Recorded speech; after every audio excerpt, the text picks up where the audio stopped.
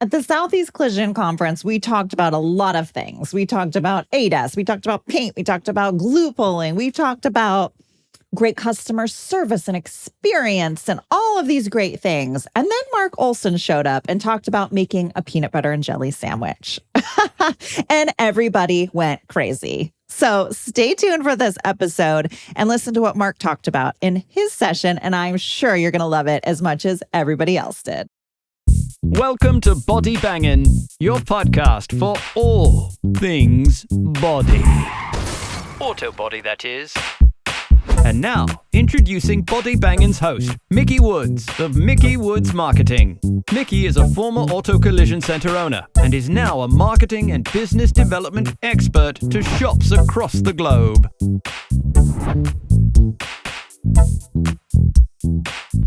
Hello, and welcome to today's episode of the Body Bangin' Podcast. Welcome back. If you're watching this on YouTube, make sure you subscribe. If you're listening on Apple Podcasts, Spotify, make sure you're following us so you don't miss an episode. And right now, we are doing our series where we are talking with people at the Southeast Collision Conference out in Virginia.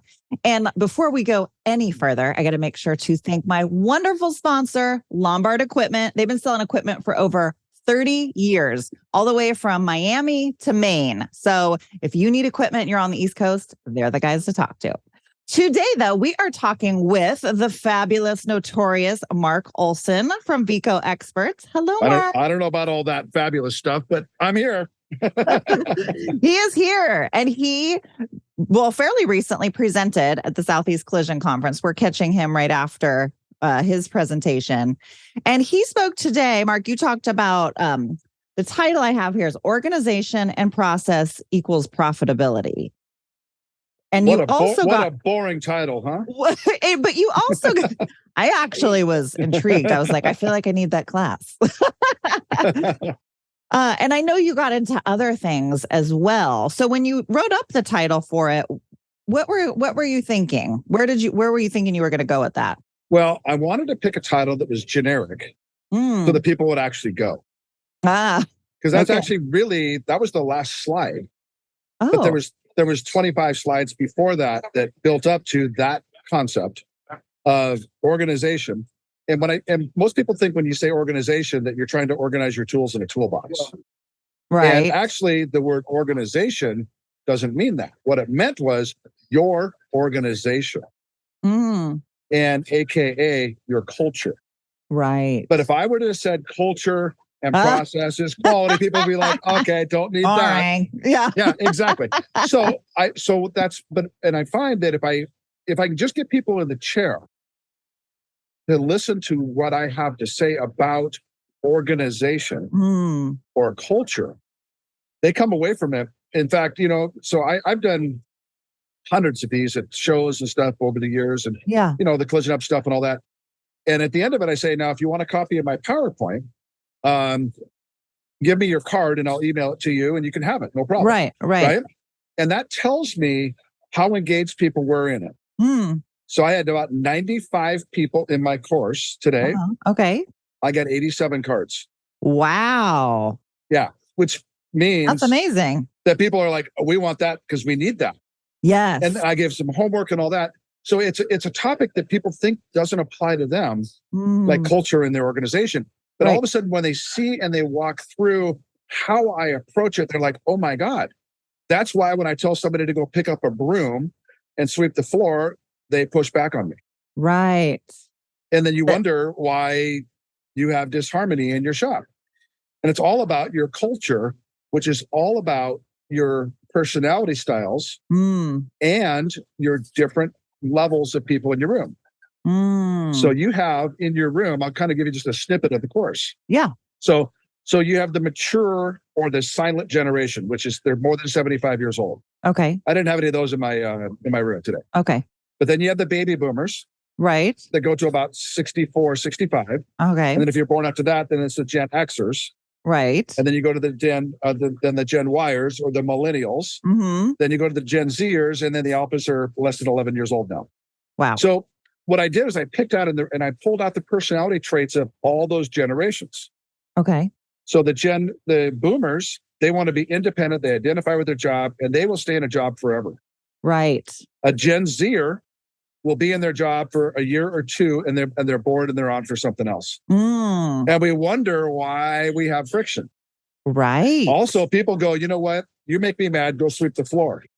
So then, when you give them a job to sweep the floor, they think they're in trouble. It's all running. It's all running in the background. Right. Right. And then you also have people that are really, nice people. They're amiable. Yes. You have people that are expressives. They're the life of the party. You got drivers and you got analyticals. So we've got, in that room today, we had 4 different generational ideals. Okay. And 25% of each one of those groups is going to be amiable, a driver. And so, and I know that sounds very, very like sterile, but if you understand how people are, all of a sudden you understand how to treat them. Yes. And then you understand how to bring them in. Because if you walk up to a Gen Zer, which is like a 30-year-old, right, and or a millennial Gen Z are kind of right in the middle there, like 30 years old, and you say, "Here's how we're going to do this," and you hand them a piece of paper, they're not going to do it. And the reason why is because their thing is they want to have collaborated with it. They want a seat at the table the first day they walk in. Yeah, that's just how they are. So when you bring them in, say, "What do you think of this?" and include them in the conversation, all of a sudden they go, "Hey, here's 2 things I would change," and let's do this. Yeah, then you get the buy-in. Yeah, and so the whole conversation is your employees, but it's also your customers, knowing who your customers are. Right.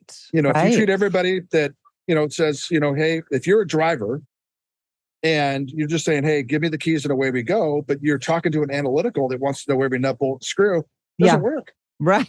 Right. So ultimately we come out to the end of it, which is the golden rule. I asked everybody, "What's the golden rule?"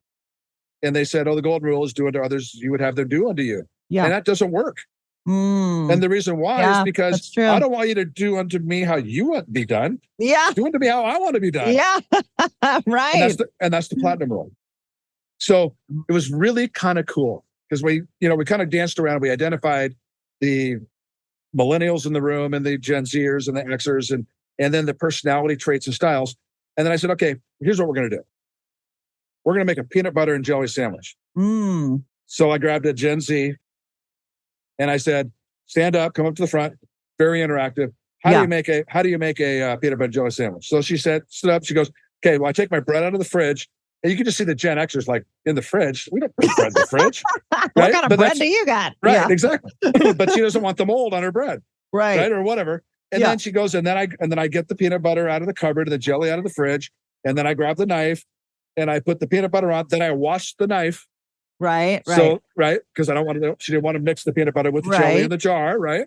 Yeah. Okay. So that was the Gen Xer or the Gen Z.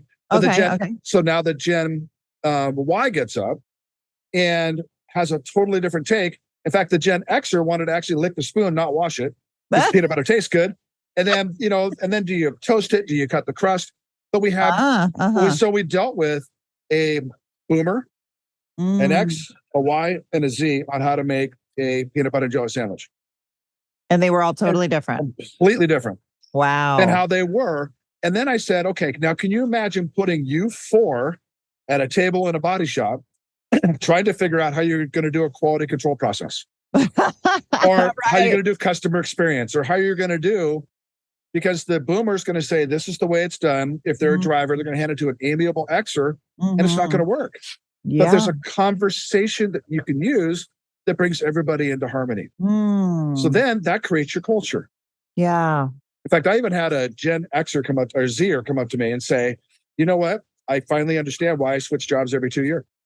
Oh. I get bored. Yeah. Don't tell me how to do something. You don't include me, I'm gone." Right.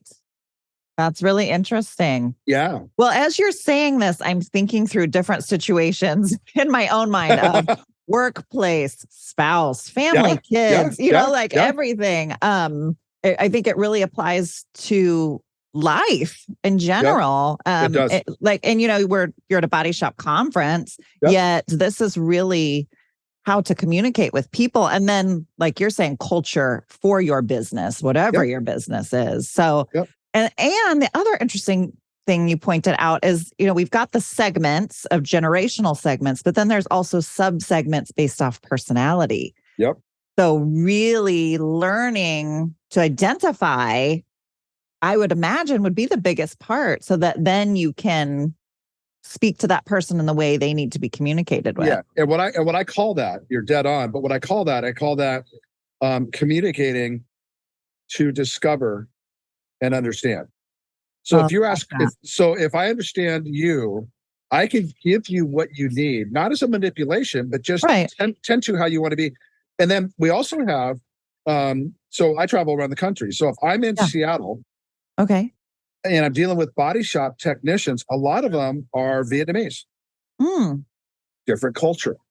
Right. In Southern California, they're Hispanic, unless I'm up in northern LA, then they're Armenian. Yeah. If I'm in Chicago, they're Ukrainian. If I'm, so different cultures. And, because think about it. So the Gen Xers don't trust the government. We just don't. Right. And the reason why is Watergate, all those different things that were going on. But the boomers do. Yeah. But they're more about in the 60s and the 50s, where that was the counterculture of like the wars, the Vietnam era. And so everybody's got their experience. Well, people from other countries have a different experience. Right. So understanding that and listening for what they need becomes everything. And so you're saying a spouse, you're dead on.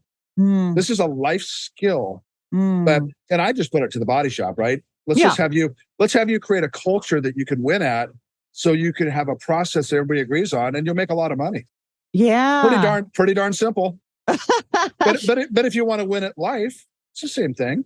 Yeah. If you want to get along with your spouse and you're a driver, so Mickey, I sorry I've analyzed you, but you're an expressive driver. Yes. You're not, you don't really care about being nice, although it's nice to be nice. Yes. And you don't really care about the numbers, although you pay attention. Yes. But you're a driver and you want to have fun. Yeah. 100%. But now I don't know your husband, but I know that you have one. Yes. And if he's an amiable, analytical, you're going to fight. That's exactly what he is. Okay. Well, I don't know. And I don't know that, right? Probably. But of that. Yeah. But that's the opposite attracts thing. Right. So how do you celebrate the difference and understand? Yeah. So like my wife says to me one day, hey, I'm going to let you take the groceries out of the back of the car. Thank God you're going to let me take the groceries out of the back of the car. I really appreciate that. Right. But she's a driver expressive. Yeah. And I'm amiable and I'm a driver too. But the reality is that I, and then I just go, oh, you're going to let me, are you? So then I just beat it to the punch. Now it's like, are you going to let me take the groceries out now? Yeah. And we just have fun with it, right? But that could be a clash. That could be a problem. Right. If I think she's trying to dominate and control me. Yes. But it's understanding that's who she is. I don't like it. So I'll play the game back. Then she's like, oh, okay, got it. Right. So we can have fun with it. Yeah. Well, otherwise, and the Gen Xers live and grew up now in the divorce era in the 70s. Yeah. And that changed things. Well, part of that is people don't trust other people because, I don't trust the government. I don't trust the spouse. I'm independent. Leave me alone. Right. Well, that's a collision course. I mean, I've been married and divorced. I'm a product of it. Yeah. Yeah. That's how it is. Well, I think. Anyways, I could talk forever, as you can see. No, I think it's so intriguing. I'm so into all of it, and I think because I look at it from I'm like you. I work with a lot of shops, and then I have my own team, and I want to be the best leader that I can be, and I can see the gaps even in my own personal team. I can see gaps when I work with other shops and their culture, their team, and it's always interesting because it's really a understanding piece. I really strive personally to try to understand what's driving that person, what's motivating that person.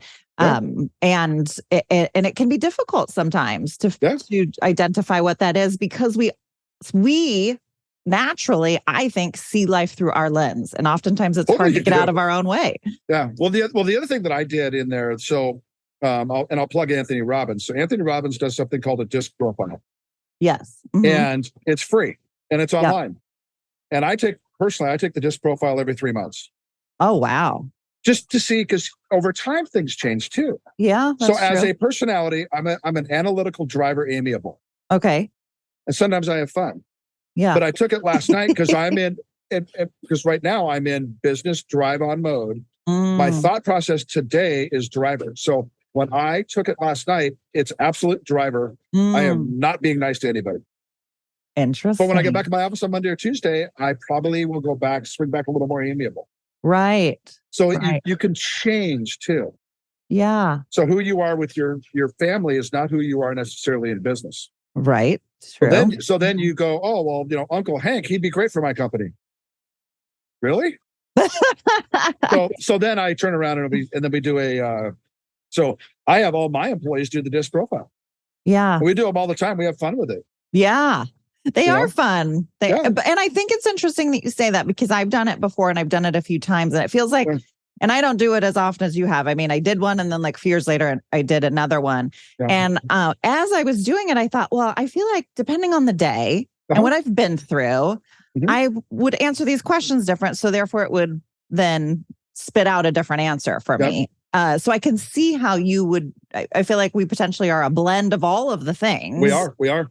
So, but it's what's your dominant trait, what's coming out, right. And that's, so today was for me, I get up and talk about welds and corrosion protection and body shops and windshields, and that's all nice. Right. And then, and all that in the body shop. So today for me was really refreshing to get up and talk to people about life. Yeah. And bring life to a conference. And that's what people said to me afterwards was, we had no idea what to expect, but oh my God, here's my card, send that to me. And my goal is to make a big difference with people on Monday. Go back and make a difference in your organizations. Get some culture. So where do you think, like, I know you had an hour and a half session. I had an hour. And here we are. Wasn't enough. I was going to say, here we are in 15 minutes trying to sum it up. Yeah. For your people that were in the audience, you said you gave them homework? What's one step that maybe somebody listening right now could? Okay. So the homework I did two things. Okay. I told everybody to go back to their shop and give everybody in their organization the DISC profile. Okay. And I gave them the link. It's free. Go online. Anybody that's listening can do this. Yeah, I'll put it in the description. And in fact, I'm happy to give you, I'll send it to you. Okay. My PowerPoint I just did. Great. And then you can send it out to whoever wants it from the podcast. I don't care who gets it. Perfect. Just don't change my name off of it like it's yours, right? Right. Don't plagiarize it, right? Yes, but it's free. We'll just do it. And then, but I told them, go take the DISC profile and then start looking at, and I also talked about how to listen for how somebody is. So when somebody says, I feel like I want to do that, or I think I want to do that, that actually told you who somebody is, whether they're feeling something or thinking something. Yeah. If you listen to the words. Right. And so if they say, I really feel, they're on the amiable area. And they say that we're going to do this, they're on the driver expressive. Side, yeah, exactly. Right. But listening for in their employees and then giving them what they need. So the homework I gave them was to listen for, but also take the DISC profile, because I don't tell you who they are. Right. And it's kind of fun. And then make it a game. It's not, this is just life. It's not serious. And then also one of the things I did, which we weren't set up as a group, but here's what I do with all of my employees. And it's so much fun. I give them models like Lego. Okay. I give it to them. And I do split them up between, and I don't have any Gen Zers in my company, but I definitely have millennials and Xers and boomers. Yeah. And so I give them all models. And I say, build this model. It's a little 100-piece Lego thing. Right. Watch how differently they build. Very different. But also watch how differently they build from their personality style. Right. The driver's going to just take it out, throw everything in a pile, get to the instructions. Yes, 100%. Right. The analytical is going to take all the pieces, group them by size, color, open the instructions, go, oh, they said there's 14? Well, do I have 14? They're going to kind of slow down to hurry up. Right. And that kind of thing. The amiable is going to kind of watch everybody else and see what they should be doing. but it'll tell you a lot about your people. Because then you can develop processes in your shop which start to mirror the personalities of your shop. and include them in the process. So at the end of the day, then you get your culture straight. Everybody's going the same direction. Yeah. And you've got a process. How can you not have quality and profit? Right. Pretty simple. Wow. I love it. And we have such a short time. I'm definitely going to have you back on. I have so many questions, but not enough time. Yeah. Okay. So for everybody listening, I'm going to put the link to the disc profile in the description notes. And Mark is so kind to offer his PowerPoint. So if you're interested and want it, email me. My email is also in the description, and I will send that out to you so you can take a look at it.